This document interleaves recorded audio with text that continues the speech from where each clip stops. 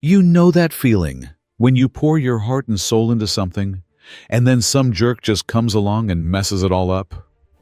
Yeah, that's basically me with my garden. I swear, that little patch of heaven is my pride and joy.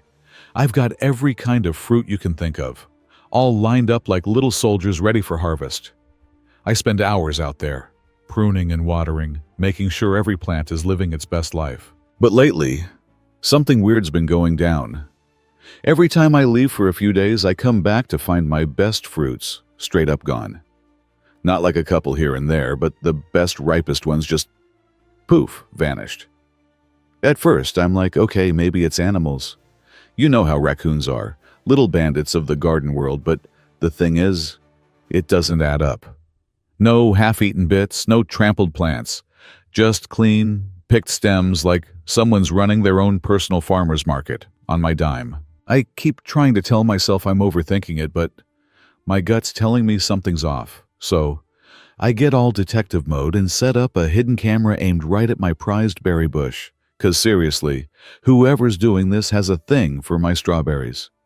I double-check the angle, make sure it's well hidden, and leave for the weekend. Already imagining the satisfaction of catching this fruit thief red-handed. Except, I come back, and the strawberries are gone. Again. I'm fuming, but also kinda excited to check the footage. I pop the memory card into my laptop, already gearing up for a showdown with whatever garden gremlin's been messing with me. And guess what? Nothing. No raccoons, no squirrels. Just my empty garden, swaying peacefully in the breeze, like it's mocking me. I refuse to let it go. I tweak the camera angle, make sure the motion sensor's set right, and set up again the next time I have to leave. But it's the same story. More missing fruit, more empty footage at this point. I'm convinced my garden's haunted or something. It's like some invisible force is just swooping in, grabbing my harvest and vanishing into thin air. But I'm not giving up that easy.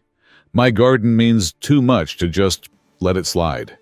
I'm gonna catch this fruit-napping menace if it's the last thing I do. Stay tuned. Things are about to get real. A few days later, I'm just chilling on my porch, sipping iced tea, and trying not to think about my vanishing fruit problem when my neighbor Joe ambles over. Joe's the kind of guy who knows everything going on in the neighborhood. Total gossip king, but in a harmless, old-school way.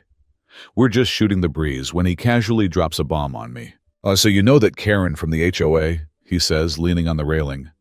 Saw her poking around your garden the other day while you were out of town. I nearly choke on my tea. Hold up, Karen? Mrs.? I'm better than you because I have a color-coordinated mailbox.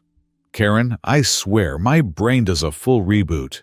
This lady's always showing off at the neighborhood cookouts, bragging about how she's got the freshest, juiciest fruit straight from her backyard. I just thought she was one of those people who shopped at the farmer's market and lied about it. But no, turns out little Miss Green Thumb's been helping herself to my garden. I'm not even surprised. It just makes way too much sense. Of course it's her. Who else would have the audacity to waltz right into someone else's yard and treat it like Whole Foods? My first reaction is pure rage, like steam coming out my ears level. But then I stop and think, Karen's always about keeping up appearances, acting like her life's all perfect and pristine. If I just confront her, she'll probably deny it, spin some story about how she was just checking on my plants or whatever. Nah, that's not satisfying enough. I want her to feel embarrassed, but in a way she can't escape from. That's when it hits me. The perfect plan.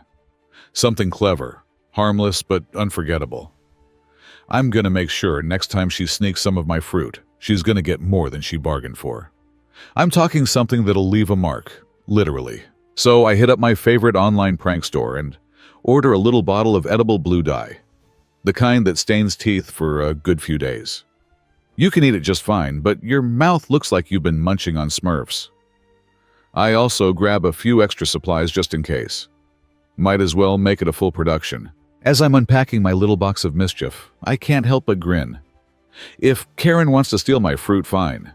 She can wear the evidence loud and proud. I'm about to make her the talk of the next cookout, and she won't even know what hit her. I start going over the details, plotting out how to coat my prized berries without making it too obvious. I gotta be subtle. Can't have her catching on before the big reveal. It's gotta look like business as usual. One thing's for sure. Karen's about to regret ever stepping foot in my garden. Stay tuned, because this is gonna get real good. After a few days of plotting and scheming, my master plan's finally coming together. I managed to get my hands on some harmless, non-toxic blue dye. The kind dentists use to check for plaque. Totally safe, but it leaves your teeth and lips looking like you just made out with a Smurf. Perfect. I crack open the little bottle and give it a whiff. Nothing. No scent, no weird chemical vibes. Just straight-up innocent-looking blue liquid. This stuff is genius. Now all I gotta do is figure out how to get it into the fruit without making it obvious. I'm not about to give Karen an easy out. If she wants to brag about her homegrown produce at the next cookout, she's gonna do it with a set of bright blue chompers. I pick out the ripest, juiciest fruits, the ones I know she can't resist. Strawberries mostly, since they're her apparent obsession. But I throw in a few plums and peaches for good measure. Using a small syringe, I carefully inject just a few drops of dye under the skin of each fruit. It's weirdly satisfying watching the liquid seep in without changing how they look at all. They just sit there, all plump and perfect, like they're daring someone to take a bite. I make sure not to go overboard. Too much dye, and it might leak or taste weird. Gotta keep it subtle. Just enough that one good chomp will stain her teeth and lips a deep, vivid blue. I'm talking zombie apocalypse level. I almost feel a little guilty picturing it, but honestly, she's been stealing from me for weeks. This is just a little karma with a splash of color. Once the setup's done, I rearrange the berries to make them look as natural as possible. I even sprinkle a few untainted ones on top just in case she's the cautious type. Wouldn't want her picking through and missing the special ones. Then I step back, hands on hips, and admire my handiwork. If this doesn't make her think twice about swiping my stuff, nothing will. Now comes the hardest part. Waiting. I gotta make myself scarce for a couple of days and act totally normal. Can't let on that anything's different. Or she might catch on. I'm practically buzzing with anticipation, imagining her showing up to the next HOA meeting with teeth that look like she's been gnawing on a ballpoint pen. I grab a lawn chair, plop it down in the shade, and try to relax. Honestly, it's kind of nice knowing I've got the upper hand for once. No more playing the clueless gardener, while Karen treats my yard like her personal grocery store. All that's left now is to sit back and let nature, and a little blue magic, do its thing. Stay tuned, folks. This is about to get real colorful. A couple days go by, and I'm just about to lose my mind waiting for some sign that my little prank worked. I've been keeping an eye on Karen's yard from my window, trying not to look too obvious. Then, finally, jackpot. There she is, strutting around her perfectly manicured lawn with this giant wicker basket overflowing with fruit. She's got that smug look plastered on her face, the one that always makes me want to throw a tomato at her mailbox. But today's different, because as she flashes that big, confident smile to some poor soul she's roped into a conversation, I see it. Bright, blazing blue. Her teeth and lips are stained like she just took a swig of windshield wiper fluid. I almost choke on my coffee, trying not to burst out laughing. This is better than I imagined. She's totally oblivious, just walking around like she owns the place, chatting with guests at yet another one of her never-ending HOA parties. I swear, this woman throws a backyard bash every other week, just to remind everyone she's queen of the cul-de-sac. And today, she's queen of the Blueberry Brigade. The best part? The guests are starting to notice. You can see it in the way they're doing double takes, eyes flicking from her face to their own reflections in their phone screens, like they're checking to make sure they didn't somehow catch the same blue mouth plague. A few people are whispering behind their hands, and I spot one guy openly snickering before his wife elbows him in the ribs. Then someone finally just says it. "Hey, Karen, what's up with your mouth?" She freezes, that smug smile wavering. You can almost see the gears grinding in her head as she's trying to process what he means. She pulls out her little pocket mirror, because, of course, she carries one, and her eyes go wide when she sees the Smurf-colored disaster on her face. I'm dying, like full-on losing it in my living room. She's scrubbing at her lips with a napkin, but it's just making it worse, smearing the blue around, like she's trying out for the Blue Man Group. She keeps glancing around, probably hoping nobody else noticed, but at this point, it's too late. The damage is done, and half the neighborhood's trying not to laugh outright. Karen starts making excuses, something about new lipstick or some weird organic berry facial mask. Nobody's buying it, though. I swear, I see a few people actually taking pictures when her back's turned. It's glorious. I lean back and sip my coffee, basking in sweet, sweet victory. She hurries inside eventually, probably to scrub her face raw. But the stain's not going anywhere for a while. That dye's got some serious staying power. Might take a day or two to fully fade. Serves her right for stealing my hard-grown fruit. Honestly, I didn't think it would go off this perfectly. But man, it's like karma personally hand-delivered that smackdown. Guess next time she wants to swipe some strawberries, she'll think twice. But hey, I'm not done yet. The best part's still to come, when she realizes half the neighborhood's been talking about it. Can't wait to see how she tries to spin this one. Stay tuned, folks. The aftermath's gonna be just as good as the main event. The moment Karen realizes what's up, her confusion twists into pure horror. It's like watching someone get hit with the world's slowest train wreck. She stands there, still clutching that basket of stolen fruit, and just stares at her own reflection in the little pocket mirror. The bright blue stain on her teeth and lips is practically glowing in the afternoon sun. Her face goes through a whole emotional roller coaster. Shock, confusion, then straight-up panic. She glances around like a trapped animal, probably hoping nobody saw. But at this point, everyone's seen it. Half the party's already whispering behind their hands, and a few people aren't even trying to hide their laughter. One guy's got his phone out, snapping pictures while his wife tries and fails to yank it out of his hands. Karen's mouth is moving, like she's trying to form words, but nothing comes out. Instead, she just bolts, full speed across the lawn to her car, basket bouncing against her hip. She fumbles for her keys, almost drops them twice, and finally yanks open the car door. Once she's inside, she slams the door so hard, I'm surprised the window doesn't shatter. And there she is, just sitting in the driver's seat, staring at herself in the rearview mirror, like she's trying to wake up from a bad dream. Her hands are shaking as she rifles through the glove box, pulling out every napkin she can find, probably leftover from 1,000 Starbucks runs. She's scrubbing at her mouth so furiously, I'm half worried she'll rub her lips off. But the dye's not budging. Instead, it's just smearing around like some kind of abstract art project gone horribly wrong. Meanwhile, the party guests are straight up losing it.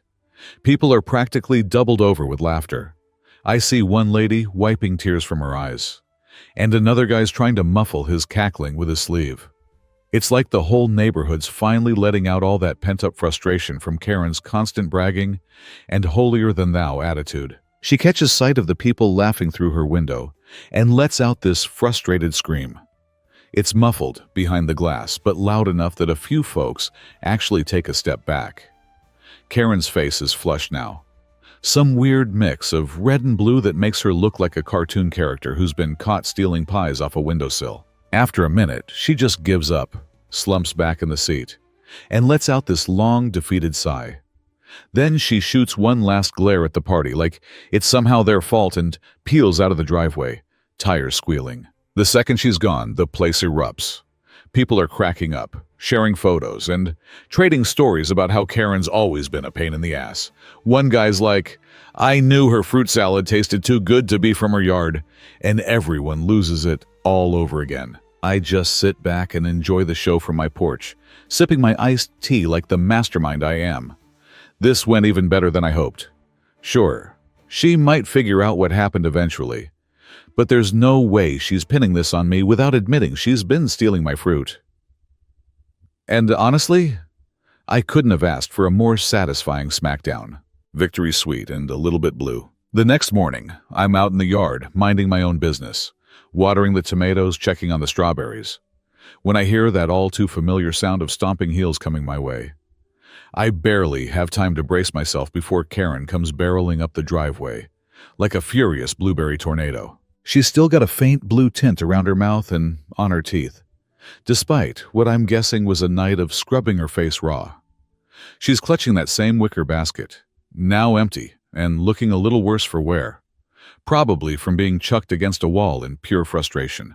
"You!" she shrieks, pointing an accusatory finger at me like I personally cursed her with the Smurf plague. "What did you do to those fruits?" I give her my most innocent look, like I've got no clue what she's talking about. "What do you mean, my fruit?" She's practically vibrating with anger, clearly not used to being on the receiving end of a public humiliation. "You know exactly what I mean. Your fruit made me look like some kind of freak. Everyone at the party was laughing at me." I bite back a smirk and just raise an eyebrow. "Well, that's weird. I don't recall giving anyone permission to take my fruit. Matter of fact, no one should be eating from my garden without asking." Karen's face turns an interesting shade of purple under that lingering blue. She tries to backpedal, waving her hand like I'm being ridiculous. "I was just borrowing a few. You know, for the neighborhood cookout. It's community spirit." I cross my arms and give her a flat look. "Borrowing? Karen, borrowing means you ask first. Theft means you sneak into someone's yard and help yourself. You didn't exactly leave me an IOU for those peaches." Her jaw tightens, and she's clearly trying to come up with some excuse that doesn't make her sound like a thief. "Well, if you weren't so stingy with your garden, maybe people wouldn't have to—" I cut her off with a laugh. "Oh, come on. It's not stingy to want to keep what I worked hard to grow. You're just mad you got caught, literally blue-handed." She looks like she's about to explode, but she can't exactly admit to stealing outright without making herself look even worse. Instead, she just huffs, stamps her foot like an angry toddler, and spins on her heel to march back to her house. I'm pretty sure I see a few neighbors peeking out their windows, watching the whole scene unfold. I can't resist calling after her. "Maybe next time, just buy some fruit from the store. I hear it doesn't come with a surprise dye job." She doesn't respond, just stomps her way back down the street, still faintly tinted blue, and looking like she's about to combust. I watch her go, feeling pretty satisfied with how that played out. She might hate my guts now, but at least she's probably done raiding my garden. And just like that, I go back to watering my tomatoes, whistling a little tune to myself. The sun's shining, the flowers are blooming, and justice tastes just a little bit sweeter today. By the next morning, it's like the whole neighborhood's buzzing with excitement. Word travels fast around here, and apparently, Blue Karen has become the hottest topic in town. I barely make it to the mailbox before old Mr. Higgins, from 2 doors down, ambles over, trying and failing to suppress a grin. "Did you hear about Karen?" he asks, leaning on his cane like he's settling in for a good story. I just shrug, keeping it casual. "Can't say I have. What's she done now?" He snorts, wiping his nose with the back of his hand. "Whole neighborhood's talking about her showing up to that cookout looking like a deranged Smurf. Teeth and lips all blue. People say it looked like she'd been chewing on ink cartridges. I have to bite the inside of my cheek to keep from laughing. That right? Wonder what could have caused that?" He just chuckles and shakes his head. "Karma, probably. Lord knows she's been needing some."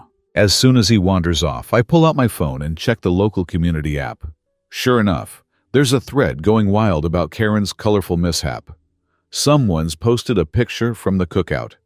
Karen mid-speech, lips and teeth bluer than a summer sky, looking like she's completely unaware. The comments are savage. One person writes, "Guess her fancy organic garden has some weird side effects." Another replies, "Maybe it's a new health trend, blueberry cleanse." Someone else even jokes, "She's always claiming to be unique. Guess she meant it literally this time." Apparently, Karen wasn't content just looking like an off-brand avatar. She actually tried to lodge a complaint with the HOA about my garden being contaminated with dye. But since no one else who's eaten my fruit has turned blue, her story fell flat. Plus, There's the little issue of how she got the fruit in the first place. Rumor has it the HOA president just raised an eyebrow at her and said something like, "Maybe you shouldn't be helping yourself to other people's gardens." I can only imagine how red her face must have turned. Well, as red as it could get under the lingering blue tint. And just like that, Karen's iron grip on the neighborhood starts to crumble. People who used to put up with her bossy attitude and constant nitpicking are suddenly a lot less inclined to listen. I see her a few days later, trying to organize some kind of impromptu HOA meeting, but only a couple of her diehard followers show up. Everyone else just keeps their distance, muttering and snickering behind her back. She's still got a faint blue tinge around her lips, like the world's worst lipstick choice. Either she can't get it off entirely, or she's too stubborn to admit defeat and cover it up. Either way, it's like a little badge of shame she has to wear everywhere. As for me, I just go back to my gardening, enjoying the peace and quiet. Every now and then, someone stops by to chat about the incident, and I just give them a casual shrug and a knowing smile.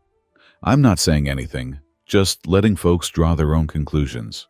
It's amazing how one little harmless prank managed to take down the self-appointed queen of the HOA. Guess sometimes a little blue karma is all it takes to set things right.